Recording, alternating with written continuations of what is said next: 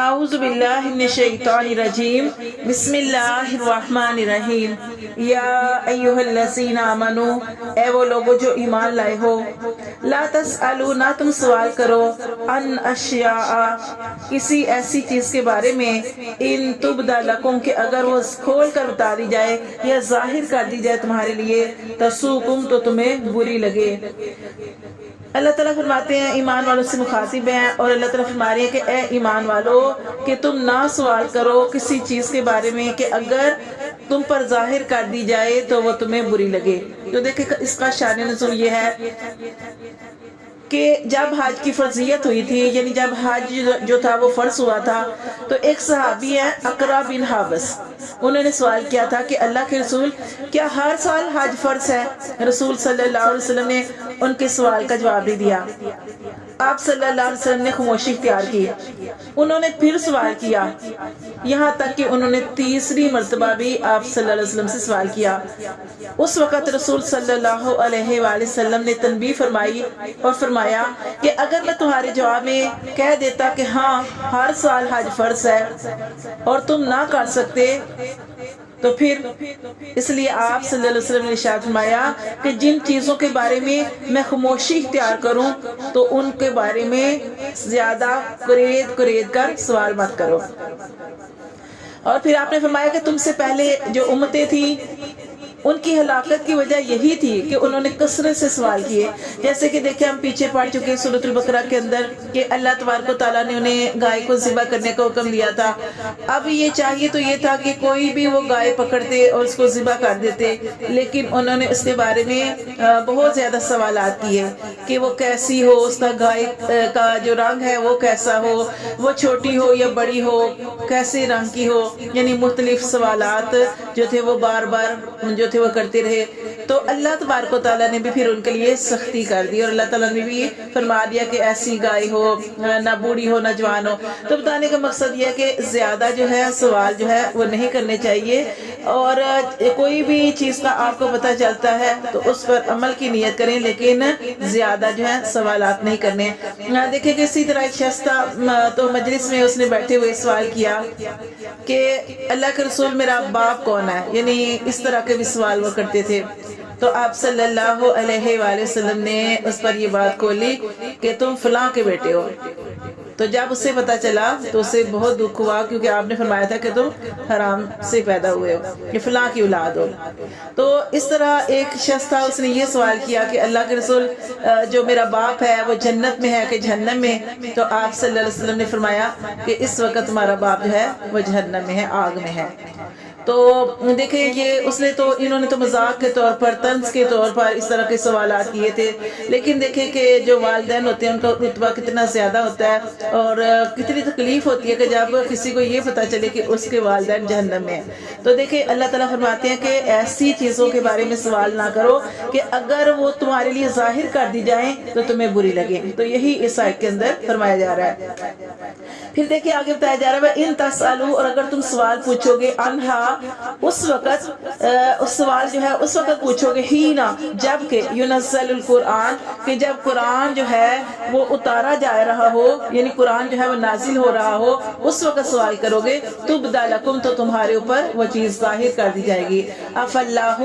شاید کہ اللہ درگزر کرے، انہا اس کے بارے میں، واللہ اور اللہ غفور حلیم، اور اللہ تعالیٰ بخشنے والا اور اللہ تبارک و تعالیٰ جو ہے وہ بڑا تحمل والا ہے، یعنی اللہ تبارک و تعالیٰ جو ہے وہ بہت زیادہ بردبار ہے۔ تو یہاں پہ یہی کہا گیا ہے کہ نبی صلی اللہ علیہ وسلم کہ جب نبی صلی اللہ علیہ وآلہ وسلم کا دور تھا، جب قرآن مجید نازل ہو رہا تھا، تو اس وقت یہ کہا گیا کہ اس وقت اگر تم سوال کرتے، کوئی وحی جو تھی، جب وحی کا نزول ہو رہا تھا تو اس وقت تو تمہیں جو ہے سوال کا جواب جو تھا وہ مل جاتا ہے۔ جیسے کہ ہم پڑھ چکے ہیں کہ جیسے کوئی بھی سوال کرتا تھا تو اس کے بارے میں پھر اللہ تبارک و تعالیٰ کی طرف سے جو تھی وہی نازل ہوتی تھی۔ جیسے کہ مشرکین مکہ نے آپ صلی اللہ علیہ وسلم سے جب سوال کیے، جیسے کہ آپ جانتے ہیں کہ جب نبی صلی اللہ علیہ وآلہ وسلم کو معراج کرائے گی اور آپ صلی اللہ علیہ وسلم مسجد حرام سے مسجد اقصی تشریف لے گئے تو اس وقت بھی انہوں نے مشرکین نے بہت زیادہ سوالات کیے تھے، اور انہوں نے یہ بھی کہا تھا کہ آپ جو ہے ہم آپ سے جو ہے اس مسجد کے بارے میں پوچھیں گے کہ اور انہوں نے سوال بھی کیے تھے کہ اس کے کتنے دروازے ہیں، کتنی کھڑکیاں ہیں، یہ سارے سوالات، کیونکہ وہ یقین نہیں رکھتے تھے کہ نبی صلی اللہ علیہ وسلم اس طرح سفر کر کے آ سکتے ہیں، کیونکہ اللہ تبارک و تعالیٰ نے رات کے کچھ حصے میں یہ سفر کرایا تھا، اور پھر اللہ تبارک و تعالیٰ نے آپ کو آسمانوں کی سیر بھی کروائی تھی، آسمانوں کی طرف بھی لے کے گئے، اور رات کی ابھی ختم بھی نہیں ہوئی تھی کہ آپ صلی اللہ علیہ وسلم دوبارہ جو تھے وہ اپنے بستر پر بھی تشریف لائے۔ تو اللہ تبارک و تعالیٰ تو سب کچھ کرنے پہ قادر ہیں، لیکن چونکہ یہ لوگ یقین نہیں رکھتے تو اس لیے جب انہوں نے بھی اس طرح کے نبی صلی اللہ علیہ وسلم سے سوال کیے تو اس وقت نبی صلی اللہ علیہ وسلم اللہ تبارک و تعالیٰ سب کچھ کرنے پہ قادر ہیں، اور اسی وقت جبرائیل علیہ السلام جو تھے وہ نازل ہوئے، اور انہوں نے نبی صلی اللہ علیہ وسلم سے فرمایا، عرض کی کہ اللہ کے رسول آپ پریشان نہ ہو کہ جیسے ہی وہ سوال کریں گے تو میں اس مسجد کو، مسجد اقصی کو آپ کے نظروں کے سامنے لے آؤں گا، اور وہ آپ اس کی طرف دیکھیں اور جواب دیتے جائے، اور ایسے ہی ہوا تھا۔ ٹھیک ہے، تو کوئی بھی چیز اس طرح ہم پیچھے پڑ چکے ہیں کہ ایک عورت جو تھی وہ اپنے شوہر کے بارے میں شکایت لے کر آئی تھی نبی صلی اللہ علیہ وسلم کے پاس کہ اللہ کے رسول میرے شوہر نے مجھے مارا ہے، تو آپ صلی اللہ علیہ وآلہ وسلم نے کیا حکم دیا تھا کہ جیسا اس نے تمہارے ساتھ سلوک کیا تم بھی کرو، لیکن چونکہ اللہ تعالیٰ کی طرف سے وحی نازل ہوئی، اور ابھی وہ عورت اپنے گھر سے یعنی نبی صلی اللہ علیہ وسلم کی مجلس سے نکلی تھی اور تھوڑی ہی دور گئی تھی کہ اللہ کی طرف سے وحی نازل ہو گئی کہ عورت اپنے شوہر کو نہیں مار سکتی۔ تو یعنی اس وقت جب قرآن جو ہے یا کوئی سوالات آپ کرتے ہیں، سوال کرتے ہیں، تو اس وقت تو جواب ممکن تھا کہ اللہ تعالیٰ وحی کے ذریعے جواب دے سکتے تھے، تو لیکن یہ اللہ تعالیٰ فرماتے ہیں کہ اس وقت تو تمہارے اوپر ظاہر کر دیا جاتا، لیکن اب تمہارے اوپر کیسے ظاہر کیا جائے گا، بلکہ جیسے ہم پڑھیں کہ زیادہ سوالات جو ہے وہ کرنے ہی نہیں چاہیے۔ ہاں، اللہ تبارک و تعالیٰ کی ذات، اگر آپ نے کوئی سوالات کیے، بیجا سوالات کیے، تو اللہ تبارک و تعالیٰ واللہ غفور حلیم، اللہ تعالیٰ تو بڑے بخشنے والے اور بردبار ہے۔ پھر اللہ فرماتے ہیں تحقیق سالہا، انہوں نے سوال کیا قوم نے، ایک قوم نے من قبلکم، تم سے پہلے، ثم پھر اصبحوا، پھر وہ ہو گئے بہا کافرین، اس کا انکار کرنے والے۔ اللہ فرماتے ہیں ان سے پہلے ایک قوم نے بھی سوال کیا تھا، اور کہ ہمارے لیے حلال کیا ہے، حرام کیا ہے، یعنی مختلف سوالات کیے تھے، اور جب ان کو بتایا گیا اور پھر ہی وہ خود ہی اس کا انکار کرنے والے ہو گئے۔ تو بات یہ ہے کہ جب کسی چیز کے بارے میں سوال کیا جائے، اول تو سوال کرنا ہی نہیں چاہیے، جتنی بات آپ کو بتائی گی اسی پر عمل کریں، لیکن اگر آپ بار بار سوال کر رہے ہیں تو پھر جب آپ نے کسی چیز کے بارے میں سوال کیا تو جب آپ کو اس کا جواب مل گیا تو اس کے مطابق جو ہے انسان کو عمل کرنا چاہیے۔ ٹھیک ہے، آگے اللہ تعالیٰ فرماتے ہیں ما جعل اللہ، نہیں بنایا اللہ نے، من بحیرۃ، نہیں بنایا اللہ نے بحیرہ، ولا صائبۃ، اور نہ صائبہ کو، ولا وسیلۃ، اور نہ ہی وسیلہ کو، ولا حام، اور نہ ہی حام کو، ولکن الذین، اور لیکن وہ لوگ کفروا، جنہوں نے کفر کیا، یفترون، وہ گھڑتے ہیں، علی اللہ الکذب، وہ اللہ پر جھوٹ گھڑتے ہیں، واکثرهم، اور اکثر ان کے لا یعقلون، عقل ہی نہیں رکھتے۔ تو دیکھیں یہ کیا کرتے تھے کہ اپنے پاس سے ہی، یعنی اللہ نے تو کچھ بھی ایسا مقرر نہیں کیا تھا، یہ خود ساختہ باتیں کرتے تھے، خود سے ہی جو تھے وہ کسی کو بحیرہ، مطلب دیکھیں کہ جیسے بحیرہ کس کو کہتے ہیں کہ جس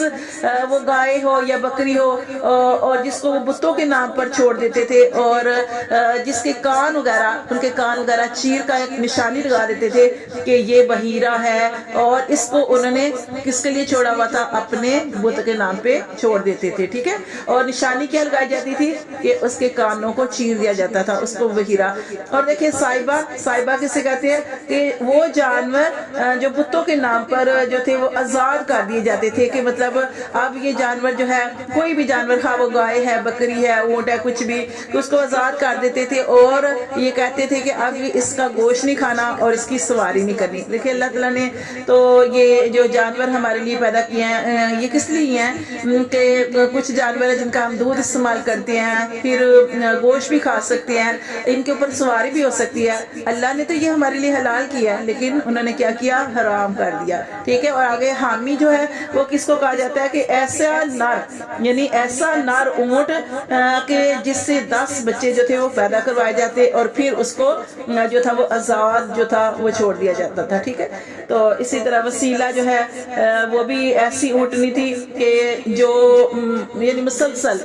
جو ہے وہ جڑواں بچے پیدا کرے، تو یہ پھر کیا کرتے تھے کہ اسے بتوں کے نام پر چھوڑ دیتے تھے۔ تو اللہ معاف کرے، یہ ساری جو تھی ان کی خود ساختہ باتیں تھی۔ اللہ تعالیٰ نے کوئی بحیرہ نہیں بنایا، کوئی صاحبہ نہیں بنایا، کوئی وسیلہ نہیں بنایا، ولا حام اور نہ ہی حام، یعنی اللہ نے یہ اس طرح کے کام کرنے کا کوئی حکم نہیں دیا کہ اس جانور کو چھوڑ دو، اس کے کان چیر دو،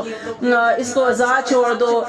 تو اس طرح کا اللہ نے حکم نہیں دیا۔ اللہ فرماتے ہیں وَلَكِنَّ الَّذِينَ كَفَرُوا، لیکن وہ لوگ جنہوں نے کفر کیا، يَفْتَرُونَ عَلَى اللَّهِ كَذِبًا، کہ وہ اپنے پاس سے ہی اللہ کی طرف جھوٹ گڑتے ہیں، اللہ پر جھوٹ گڑتے ہیں، وَأَكْثَرُهُمْ، اور اکثر ان کے لا يَعْقِلُونَ، عقل جو ہے وہ نہیں رکھتے ہیں۔